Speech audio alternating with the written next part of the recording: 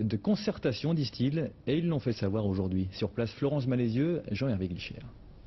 Les riverains de la zone du parcours ont découvert à la fin du mois d'août le tube destiné à recevoir une antenne relais. Riverains, parents d'élèves et professionnels de la zone artisanale du Parcours sont venus exprimer ce matin une fois de plus leur mécontentement d'avoir été mis devant le fait accompli. Ils dénoncent un démarrage des travaux de l'antenne relais en catémini en plein mois d'août. Un des élus reconnaît ce déficit d'information. C'est vrai que cette demande d'autorisation a été traitée comme toutes les demandes d'autorisation de travaux, hein, donc c'est une procédure très mécanique et purement administrative. Bon, c'est vrai que s'agissant d'une antenne, on aurait peut-être pu faire un petit peu plus d'informations, mais le résultat aurait été le même. La commune était obligée de l'autoriser puisqu'elle était conforme au plan local d'urbanisme.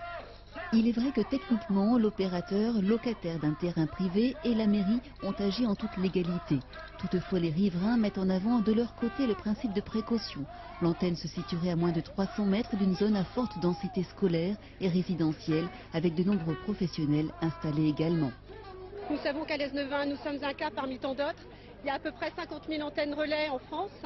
Il serait peut-être temps qu'on nous donne des réponses, et de vraies réponses, sur les risques qu'encourt la population. En cessant de nous donner des barrières, à 100 mètres, il n'y a plus de risque, à 300 mètres, personne n'en sait rien.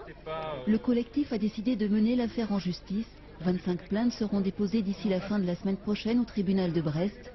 La mairie reconnaît que ce serait un moyen pertinent de préciser le cadre légal des implantations d'antennes en milieu urbain. D'ici là, le chantier devrait rester bloqué.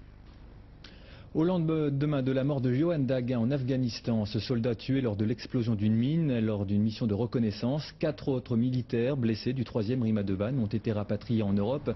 Ils ont été transportés sur la base américaine de Ramstein en Allemagne par un avion sanitaire et ils pourraient, selon leur état de santé, être admis dans un hôpital militaire français. 2 de ces hommes sont